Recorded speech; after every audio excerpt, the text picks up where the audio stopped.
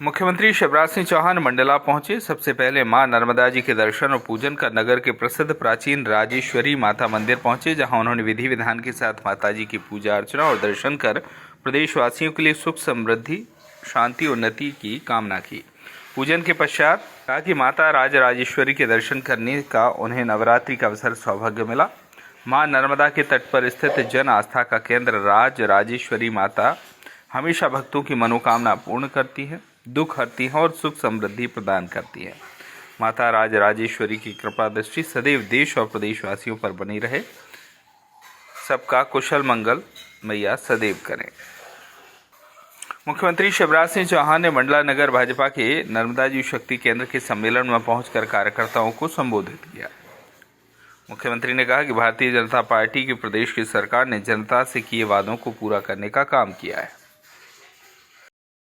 जिंदगी में आए, मेरी जनता सुखी रहे, सब सुखी हो, सब निरोग हो, सबका मंगल हो, सबका कल्याण हो और अपना मध्य प्रदेश और अपना देश तेजी से आगे बढ़े।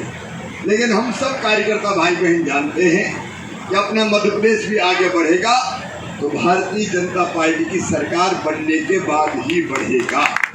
मेरे कार्यकर्ता बहनों और भाइयों, ये अपनी पार्टी अपनी सरकार है, जिससे केंद्र में माननीय प्रधानमंत्री नरेंद्र मोदी जी के नेतृत्व में और राज्य में अपनी राज्य सरकार के माध्यम से हमने जनता की भलाई और कल्याण के अनेकों काम किए हैं। मैं लंबा भाषण नहीं दूंगा, लेकिन मेरी बहनाएं बैठी है। मैं कहता हूँ मेरे लिए तो साक्षात देवी का स्वरूप है, तो मेरी बहनें हैं। या देवी सर्वभूतेषु मातृ रूपेण संस्थिता नमस्तस्यै नमस्तस्यै नमस्तस्यै नमो नमः।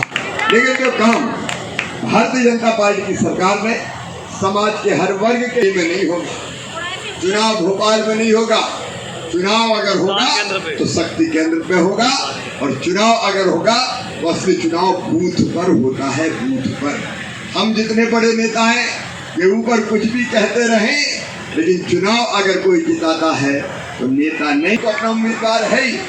उम्मीदवार जब घोषित होगा हो जाएगा यहाँ, लेकिन कमल का फूल तो परमानेंट उम्मीदवार है अपना। तो कमल का फूल लेके हम लोग शक्ति केंद्र के हर एक बूथ पर पूरी योजना बना लीजिए। जो 15 करणीय काम थे बूथ पर, वो 15 करणीय काम यहाँ हुए हैं।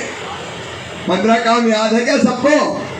जो बूथ पर 15 काम होने थे, बोल के बताओ ना। अजब हुआ है, कुछ हुआ है। अब मैं उस पर अभी पूछताछ ज्यादा नहीं कर रहा, वो संगठन के हमारे अधिकारी का पूछेंगे, करेंगे। लेकिन मैं एक चीज पर जोर देता हूँ, हमारे बूथ के कार्यक्रम बूथ की ग्रेडिंग कर ली होगी। 15 काम में था A, B, C। बूथ में कितने मतदाता है ये हमने चेक कर लिए होंगे। मतदाताओं को भी हमने बूथ समिति के साथ जो हमने बनाई है पन्ना प्रमुख बनेगी नहीं? अरे जोर से बताओ, बनेगी नहीं? पन्ना प्रमुख, तो पन्ना प्रमुख बूथ समिति के बाद, और पन्ना प्रमुख में भी पन्ना समिति भी बनी है।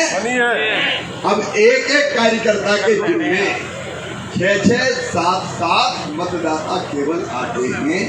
तो सबसे प्रमुख काम अपना है कि हर मतदाता के पास हम जाएं, केंद्र की और राज्य सरकार की योजना उन्हें समझाएं। और मेरी लाडली बहनों से कह देना कि जब तक भारतीय जनता पार्टी की सरकार है तभी तक लाडली बहना योजना है। अगर कांग्रेस आ गई तो न लाडली बचेगी और न बहना बचेगी।